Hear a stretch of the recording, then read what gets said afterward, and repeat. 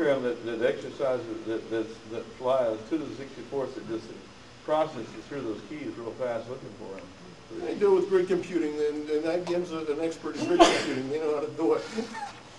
Well, again, I'm sure the NSA has very powerful machines that can break a 128-bit key much faster.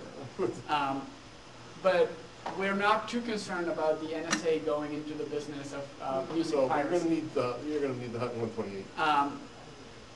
I think that key size is a little bit like, choosing a key size is a little bit like choosing what level of insurance you want for your car. You have, basically a piece of crap. What's the premium that you're willing to pay? Well, not much, because if it gets lost, if somebody steals it, all right, I'll live with it. If you're talking about ringtones, for example, you probably don't want 128 bits of protection because, okay, big deal. If you have really high quality content, then you want to have higher security levels. So in reality, you choose based on that. There's no one size of key that makes sense. No, here you have to have one standard. Your standards committee has to have one standard so that the content provider and the content machine will use the same key. But that could be, potentially it could be, for example, for media, today we have a different standard for DVD audio, a different standard for memory-based SD card, secure digital memory card, and we have a different one for something else. So at that point you can make the decision. And in fact, another issue that's related is what's the size of the key management block? Because for example on DVD, 3 megabytes is not a lot. On flash memory, 3 megabytes can be much more. So there's always some tweaking that goes into building a particular system. Yeah. The delivery process is really the business for media distribution if you're thinking about popular media. And the question that came over here a little while ago was about the analog hole, or basically having something unencrypted. And he said that, well, that's sort of what we're trying to get with this circular. You described a suite of different approaches to copy protection. But do any of them really address that issue of the old technology encoding program, MPEG layer 3 or whatever it's called, in any architecture when the content is in the clear and then re-encoded? Well, how? I think currently one of the major ways in which piracy movies happens is people go to a movie theater late at night. One of those on a tripod, just like that one. They bribe the operator so that there's no sound in the theater. And you're not going to get a really good copy, but it may be good enough for a lot of people. You may actually be able to sell it. What I described with watermarks is something that would not be visible to the eye, but you'd be able to, even if it's transformed from digital to analog and back, or however you do it, it will survive all those transformations. So after the fact, you'd be able to detect it.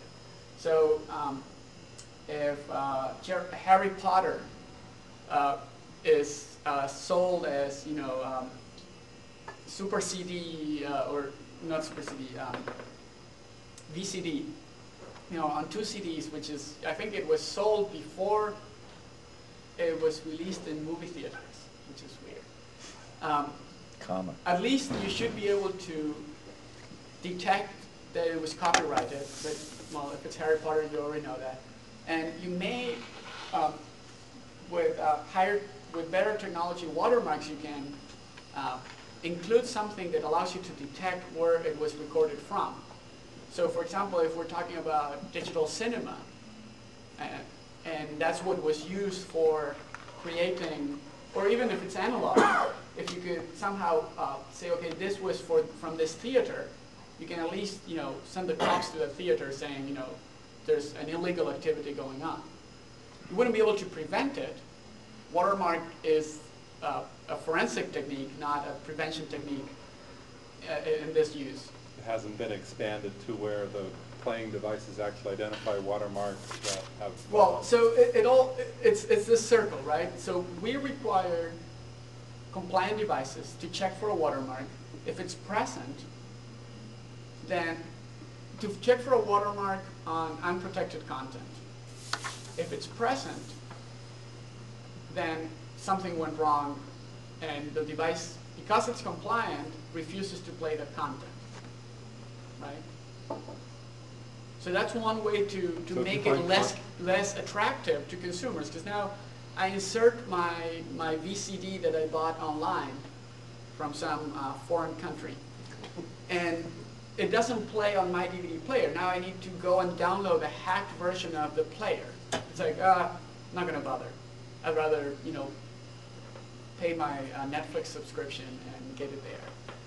So again, you cannot really prevent all violations, but you can make it so that the legal way becomes more convenient. You need to kind of move along. Yeah. So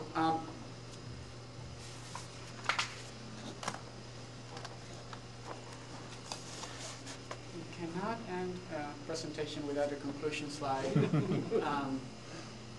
But this is just trying to summarize some of the topics we covered. And we had a lot of these, which is good. So if you have any questions, please contact me. Well, I think clearly there was a lot of interest. We normally give our speakers a little token of our appreciation for the effort they put in. I think we should have gotten you a shield instead of would have been a much more appropriate thing for. I've been in more contentious groups before, so. Well, okay, and guys. I walked away. Sharpen your sabers. What a put down. No, we really do appreciate it. Does anyone have anything to announce about new projects or anything like that they want to mention to the rest of the group? If not, thank you very much. We have a speaker for March who will come and talk about Hollywood versus the internet, so we'll see where that comes out. Thank you all for coming. Thank you all for listening. You're going to come back in March? And anyone now who wants to understand what I was talking about at 1.5, I'll take Yeah, you I'll try. one-on-one right now. Yeah. Or 1 on 3 or 1 on 12 or whatever it is. When I have something on my own. Okay.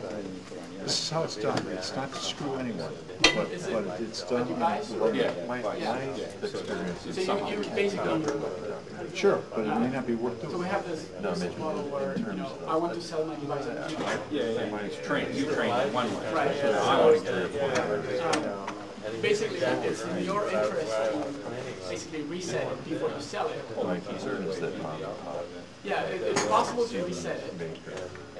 And you can actually say, okay, this device is no longer part of the cluster. And even if it tries to rejoin. Oh, it's already shut down. Right.